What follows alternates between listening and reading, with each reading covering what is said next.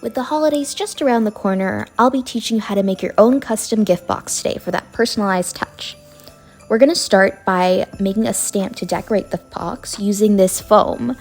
I recommend starting off with a simple design without any small details, so there's a better chance your print will look very sharp.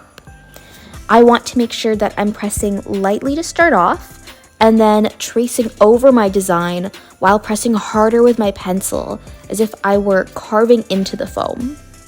Now, I sketched out a little present design because I like the idea of covering my gift box with little gift boxes. Very meta.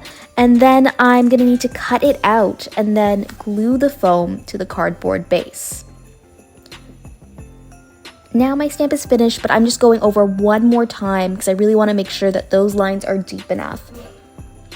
Now, I want to start spreading some paint on my stamp. A sponge will work just as well, but I'm using a paintbrush to spread some craft paint on my stamp.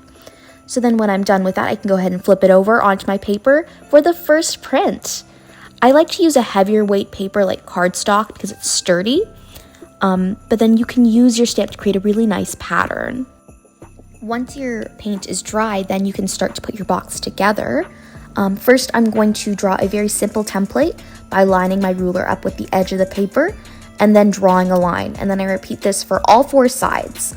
Now, I made the height of my box to be the same as the width of my ruler, but you can adjust that as long as all four lines that you're drawing are the same distance from the edge of the paper.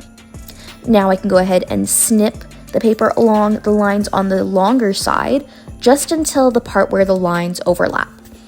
After that, I'm moving on to folding along the lines that I just drew, and it can be a little tricky to do with the cardstock, so I like to use my ruler to help as a guide. And then after that, all I need to do is secure my flaps down with some tape and some glue. And then you are all set. Now I've got one half of the gift box complete. To make the lid, all you have to do is repeat the steps from the beginning, and then you'll have a custom gift box to share with your friends and family during the holiday season. Enjoy!